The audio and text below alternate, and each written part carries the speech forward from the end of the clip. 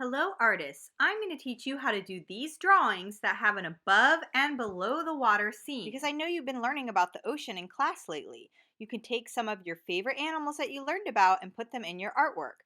This is inspired by the artist Wyland. You may have seen his gallery in Laguna Beach. A gallery is where artwork is sold. Wyland has also painted over 100 murals.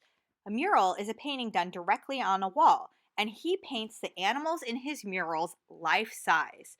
This mural in Long Beach is one of the largest in the world.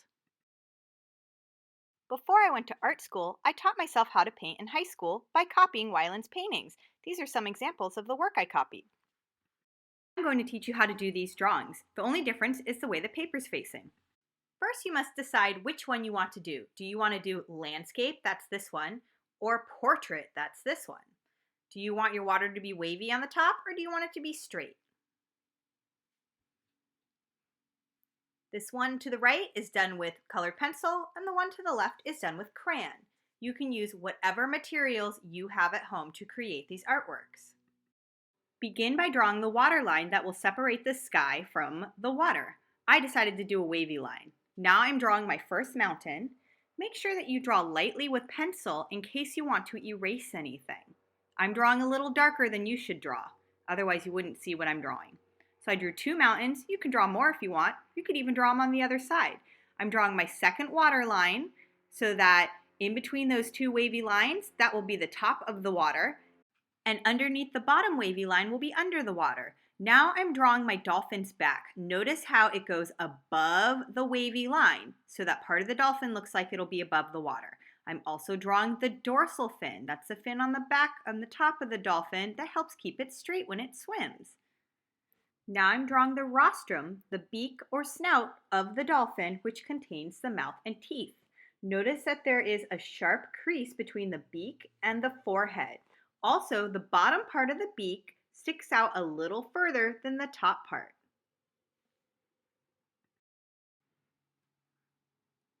And the pectoral flippers, those are the flippers in the front.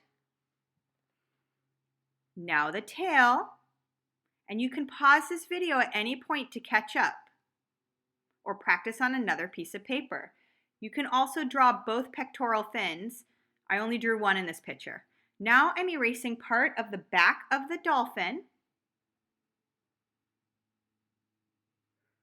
because I want it to look like its dorsal fin is breaking through the top of the water.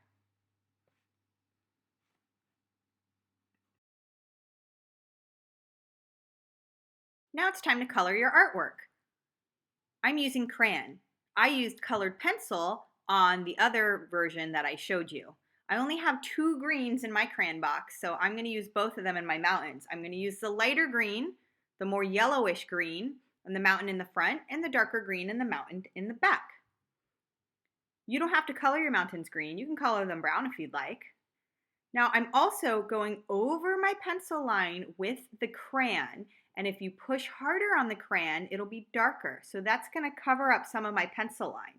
You can also outline in black if you'd like, or you don't even need to outline if you don't want to. I did the same thing with the water where I pushed harder on the crayon to make it darker to cover up my pencil line. Now I'm going to color the sky to make it look like a sunset. I only had 3 oranges in my crayon box. My sun is yellow. I took the orange that was closest to yellow and colored that along the side of the sun. Then I took the next orange and put that overlapping a little bit with the other orange. And I'm going to do the same thing with the third orange. This orange is furthest away from yellow. You can overlap the colors a little bit to help them look like they're blending. And last, I'm going to use red on the top, and I'm going to do the same thing where I overlap with that orange. Now I'm going to color the dolphin. In my crayon box, I did not have gray, so I'm going to use black for my dolphin. I'm outlining it with black, but when I color in my dolphin, I need to make sure that I don't push too hard because I want it to look gray. If it looks black, it's going to look like an orca instead of a dolphin. Notice how there is something called counter shading. That means the dolphin is lighter underneath and darker on top. This is to help it camouflage. when it's swimming in the ocean. I'm also adding seaweed or kelp to my artwork. Feel free to add anything else, like the turtles that I taught you how to draw, or maybe some of your favorite animals that you learned in class.